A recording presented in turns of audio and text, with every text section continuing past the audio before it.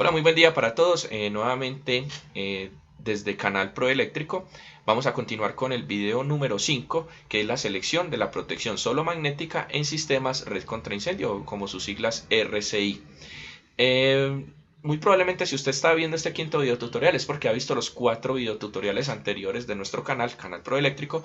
Si no los ha visto, lo invito para que los vea, donde digamos se hacen unos videotutoriales referente al software Melchior de Mitsubishi y al software LS-PS de LSIS. Allí pues hablo de temas como son cálculo de cortocircuito, coordinación de protecciones eléctricas, y con estos software gratuitos pues obviamente es una herramienta muy valiosa para que usted la aplique en sus proyectos o como conocimiento general. Entonces lo invito para que vea estos 4 videotutoriales anteriores. Bueno, entrando en materia, he notado ciertas dificultades cuando se va a colocar la selección, cuando se va a seleccionar la protección solo magnética para sistemas de red contra incendio. Por eso entonces he decidido realizar este video tutorial. En un sistema de red contra incendio, pues es importantísimo que digamos que el sistema que impulsa la presión del agua que está en toda esa red en una edificación pues se mantenga funcional, así se presenten cortocircuitos en el sistema, así hayan altas temperaturas, ese sistema esté funcional. Entonces no se permite que de pronto el mismo incendio, al generar un cortocircuito, por ejemplo, dispare alguna de las protecciones o inclusive la protección principal del sistema y que la bomba salga de servicio, razón por la cual entonces los sistemas de red contra incendio se colocan directamente a la salida del transformador por encima de la protección principal, de tal manera que si esa protección principal por alguna razón saliera de servicio, el sistema está pegado directamente al transformador, entonces va a seguir funcional hasta que ojalá pues se apague el incendio o cumpla su función pues todo el sistema de red contra incendio. Entonces, para esto, el RETIE, ahorita pues voy a mostrarles cada uno de estos elementos. Primero quiero hacerles énfasis en que vamos a utilizar aquí tanto el RETIE 2013 como la NTC 2050. Entonces vamos a ingresar a la página de Proeléctrico, le vamos a dar clic en la parte izquierda en el ítem DLS y allí en esa página entonces tengo cargado, para que ustedes lo descarguen sin problema, el RETIE 2013, le van a dar clic aquí, lo guardan en su escritorio o en su computador y aquí descargan la NTC 2050. Una vez entonces lo hayan descargado, yo ya la tengo descargada, vamos a ingresar entonces al RETIE 2013, en este caso del archivo digital que les paso en la página 176, donde está el artículo 28.3.11 referente a sistemas contra incendio. Y observemos lo que dice. Este es un tipo de instalación especial por la importancia de las bombas y en general de los sistemas contra incendio como medio de seguridad en las edificaciones y deben cumplir con los requisitos, además de los establecidos en las sesiones 695 y 760 de la NTC 2050. Entonces observemos que el RETIE nos está refiriendo a la sesión 695 y 760. ¿Qué sucede? La sesión 760 está más enfocada al tema como tal de las alarmas de los sistemas contra incendio. La sesión 695 sí hace énfasis sobre todo a lo que nos interesa en este momento, que es la selección de la protección solo magnética para sistemas RCI. Y observemos lo que dice también en el literal B. Dice: el control de la bomba debe efectuarse mediante un controlador certificado para bombas contra incendio. Eso está muy bien, debe ser un equipo especial, certificado y que cumpla pues algunas normas internacionales y pruebas para que efectivamente cumpla su función en el momento de una emergencia por incendio. Y observen lo que dice acá también: debe contar con un elemento de protección solo contra cortocircuito y no contra sobrecarga. Es decir, el RETIE nos está obligando a que debemos de colocarle un método de protección o un elemento de protección, pero este no puede tener curva de sobrecarga, solamente debe actuar contra cortocircuito. Entonces no es el breaker tradicional que conocemos, que se coloca para proteger los conductores de un sistema eléctrico, que son termomagnéticos, sino que es un breaker solo magnético. Resulta que en la mayoría de las marcas efectivamente se tiene esta oferta de interruptores solo magnéticos, pero si usted observa el frame del interruptor le da una corriente X, por decir algo 100 amperios, ¿sí? Dice una referencia, valor 100, y uno creería que es un interruptor de 100 amperios, pero resulta que ese valor de 100 amperios es el que se puede multiplicar por varias veces. Por ejemplo, en la marca LS se puede multiplicar entre 6 y 12 veces, de tal manera que usted sobredimensione esa protección y lo ubique en un valor específico para que proteja contra la corriente de rotor bloqueado del sistema.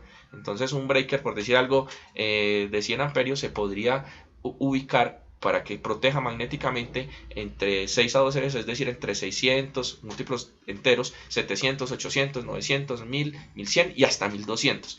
Entonces es muy importante identificar bien esto y ojalá en los unifilares cuando se diseñe plasmar bien estas condiciones técnicas para que no vaya a haber confusiones. ¿Listo? Entonces ya vimos pues que el RETIE nos refiere a la sesión 695. Entonces vamos a mirar, ahora sí, esto es lo que acabamos de ver del RETIE, vámonos a la NTC 2050, descarguen el archivo que les conté ahora, y vamos a ir a la página 772, donde dice en la sesión 695, pues bombas contra incendios. Y aquí en la siguiente página hay unos datos muy importantes a tener en cuenta, que son... Dice, se permite instalar un medio de desconexión y uno o más dispositivos de protección contra sobrecorriente entre la fuente de alimentación, o sea, ¿quién? El transformador, y el controlador certificado para bombas contra incendios. El medio de desconexión y dispositivos de protección contra sobrecorriente deben cumplir con los siguientes requisitos. A. Los dispositivos de protección contra sobrecorriente se deben seleccionar o ajustar, como lo veíamos ahorita son equipos ajustables, de modo que soporten indefinidamente la suma de las corrientes a rotor bloqueado de los motores de las bombas contra incendios y de las bombas de mantenimiento de presión y la corriente a plena carga de todos los equipos accesorios relacionados con las bombas que estén conectados a dicha fuente de alimentación. Entonces, esto pues obviamente ya nos hace referencia de que los datos que hay que revisar es la corriente de rotor bloqueado, obviamente pues también la corriente nominal, pero entonces vamos a mirar esto con detalle directamente en las sesiones a las que hace énfasis este apartado que está por acá en la parte inferior. ¿Sí? Entonces vamos a irnos a la página, esta era la página 772, ahora vamos a irnos a la página 448, ¿sí? En la página 448 habla de la sesión 430.110, donde habla de la capacidad nominal de corriente y capacidad de interrupción. Y observen lo que dice exactamente en este punto. La capacidad nominal del medio de desconexión se debe calcular sumando todas las corrientes incluidas, las cargas resistivas a plena carga y la de rotor bloqueado. A efectos de este requisito, la corriente a plena carga combinada y corriente con rotor bloqueado combinadas así obtenidas se consideran como un solo motor de acuerdo con lo siguiente. La corriente a plena carga equivalente a la potencia nominal de cada motor se debe seleccionar de las tablas 430.148, 430.149 y 430.150. Estas corrientes a plena carga se deben sumar a la corriente nominal en amperios de las demás cargas para obtener la corriente equivalente a plena carga para la carga combinada. Y luego dice, la corriente de rotor bloqueado equivalente a la potencia nominal en HP de cada motor se debe seleccionar con las tablas 430.151A y 430.151B. ¿Listo? Entonces vamos a irnos a esas tablas que las encontramos aquí en la página 454. Vamos a revisar y observe que aquí aparecen ya dichas tablas. Por ejemplo, esta tabla que hay acá, esta es la tabla para motores bifásicos y la siguiente sería la 430.150 que la acabamos de ver que la refiere la NTC 2050, es la que hace referencia ya a los motores trifásicos, ¿sí? Entonces, miren lo que aparece aquí. Vamos a hacer un ejercicio. Por ejemplo, vamos a trabajar con un motor de 50 HP a 208 voltios. Entonces, 50 HP a 208 voltios nos indica una corriente a plena carga de 143 amperios nominales. Es decir, esa bomba, o ese motor que coordina esa bomba, está en estado estable, va a consumir 143 amperios. Y digamos, la NTC 2050 nos está diciendo que debemos de trabajar con estas tablas, ¿sí? Otro caso sería que de pronto conozcamos los datos nominales de la bomba que el fabricante nos garantiza y ya eso es otro tema, pero típicamente uno no conoce esta información, entonces por eso, el RETIE no, la NTC 2050 nos refiere a estas tablas. Entonces ya sabemos que manejamos 143 amperios para un motor de 50 HP. Y aquí, en la parte inferior, en la tabla 430.151B, podemos observar ya la corriente, aquí lo llaman rotor frenado, lo que es lo mismo que rotor bloqueado. Entonces observemos que, por ejemplo, para el caso puntual que estamos haciendo, es un motor de 50 HP a 208, aquí pues lo puedo cruzar con los diferentes niveles de tensión, en este caso a 208, que es el ejercicio que estamos haciendo, aparecen dos valores, unos que son curva B, C y D, aparece con 802 amperios de rotor frenado o rotor bloqueado, y otra que es la letra E, que dice 1139 amperios. ¿Qué les sugiero? El peor de los casos, porque no sabemos, efectivamente, muchas veces uno no conoce esta información. Entonces escojamos la letra E, que es una corriente de rotor bloqueado mucho mayor a las letras B, C o D. Entonces supongamos que es esta. Sobredimensionar no tendría, pues, digamos, mucho conflicto, porque el rating lo que está pidiendo es que se coloque una protección que esté por encima de la corriente de rotor bloqueado. En efecto, lo vamos a lograr colocando el peor de los casos. Entonces sería 1139 amperios. De esta forma, entonces, si hiciéramos pues como este ejercicio, concluiríamos que en efecto se requiere colocar a 50 HP la corriente nominal según la tabla 430-150 da 143 amperios y la corriente de rotor bloqueado nos da 1139 amperios. Pero observemos, si vamos a la lista de precios, por ejemplo, de la marca LS, aquí en la página 1 aparecen todos los interruptores fijos. Les recuerdo así pues como importantes estas cosas para que ustedes las tengan presentes a la hora de elegir un interruptor. Los interruptores caja moldeada fijos DLS tienen cubrimiento inclusive hasta 800 amperios o por acá con otras referencias hasta 1200 amperios. Tenemos oferta hasta 1200 amperios. La ICS, que es la corriente de corte en servicio del 100% de la ISO dentro de nuestra oferta de interruptores fijos. Muchas marcas no tienen esta condición técnica, generalmente van al 50% o 75% y esto da robustez sobre el sistema. Y capacidades de ruptura muy altas, del orden, la mínima capacidad de ruptura que maneja el ES es de 30 kiloamperios, pero podemos conseguir breaker hasta de 100 kiloamperios sin ningún problema en interruptores fijos, cosa que en otras marcas para poderlo lograr tienen que irse obligatoriamente a interruptores regulables. Bueno, aquí entonces esa es la página 1 y en la página 2, en este ítem donde dice interruptores magnéticos, protección contra cortocircuito, dice lo siguiente: la corriente de un interruptor se puede regular entre 6 a 12 veces la corriente nominal. Pero entonces recordemos que habíamos concluido anteriormente, que la corriente nominal es de 143 amperios, es decir, yo requiero un interruptor que sus partes constructivas resistan una corriente nominal de 143 amperios.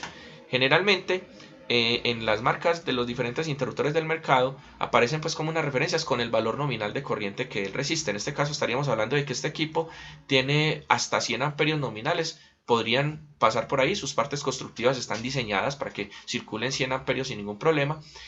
Pero no es lo importante seleccionar esto, o digamos, si sería importante, en este caso no nos aplicaría, porque va hasta 100 y la corriente nos está dando de 143. Entonces tendríamos que seleccionar esta otra referencia, que es la TS160N, donde sus partes constructivas están diseñadas para que soporten una conductividad de 160 amperios o hasta 160 amperios sin problema. Como tenemos 143, sería adecuado colocar esta protección. Pero la protección magnética se regula. Esto que dice acá, MTU, significa Magnetic Unit, como la unidad magnética de disparo, y está en múltiplos de 160. ¿Qué quiere decir esto? Que este valor de acá lo debo de multiplicar, el mismo interruptor tiene un selector con el cual uno lo va a variar, y debo de llevarlo de tal manera que en múltiplos de este valor quede por encima de la corriente de rotor bloqueado. Entonces, ¿cómo se hace eso? Pues muy sencillo, podemos hacer lo siguiente. Cogemos la corriente de rotor bloqueado que fue 1139, ¿sí? Y la dividimos sobre el valor que permite configurar este interruptor, que en este caso sería 160. Entonces 1139 dividido 160, vamos a ver cuánto nos da. Aquí hay un error, aquí no es 143 sino 160, ¿sí?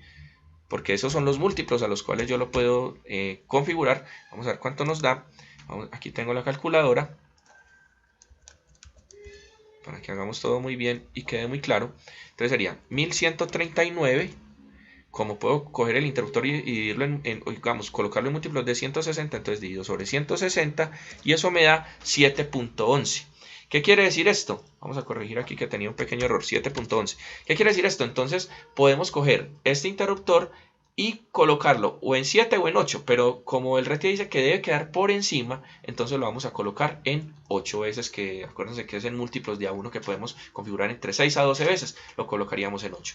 Si lo colocamos en 8 veces, entonces ya la protección magnética quedaría exactamente en 1280, 8 por 160 me daría 1280, que está por encima de la corriente de rotor bloqueado que habíamos dicho que era de 1139 amperios. Bueno, este cálculo que acabamos de hacer es cuando solamente tenemos una bomba y es el único elemento involucrado pues en el sistema de red contra incendios, porque ahorita veíamos que el RETIE, si uno tiene varios sistemas de red contra incendios y lo va a proteger con un solo interruptor, tendría que sumar todas las corrientes nominales para poder calcular bien el breaker en sus condiciones nominales, y también tendríamos que sumar todas las corrientes de rotor bloqueado para hacer como un consolidado y poder elegir bien a qué valor vamos a configurar la protección magnética. Entonces, ¿qué debiera de hacer uno? Pues obviamente en el unifilar, ojalá conocer la marca que usted va a especificar. Pues en este caso, como les digo, soy el coordinador de proyectos y especificaciones en baja tensión de Proeléctrico, pues me interesa que lo hagan con la marca LS, y podrían colocar la referencia TS160N MTU160, y a un lado deben de configurarle o indicar que se debe configurar a 8 veces. Asimismo, tendría que hacerlo en las diferentes marcas del mercado al valor que, digamos, ellos lo permitan, pero esto es muy importante, porque si usted no lo hace, me ha tocado ver diseños donde, por ejemplo, calcularon no sé cómo la corriente de rotor bloqueado y por decir algo les dio 1000 y colocan interruptor solo magnético de 1000, pero no explican bien que de pronto ese de 1000 tiene que ser un valor más bajo y que al configurarlo por n veces esa corriente pues me va a cubrir los 1000 que ellos están diciendo. Entonces la gente se confunde y van y compran un interruptor termomagnético de 1000 amperios o piden un magnético de 1000 amperios y se genera ahí la confusión. Entonces por eso lo importante es colocar la referencia específica de la marca que usted haya seleccionado y el valor al que lo va a configurar, para evitar confusiones que en efecto cotidianamente se presentan. Haciendo esto, entonces nos vamos digamos, a representar esto en una gráfica.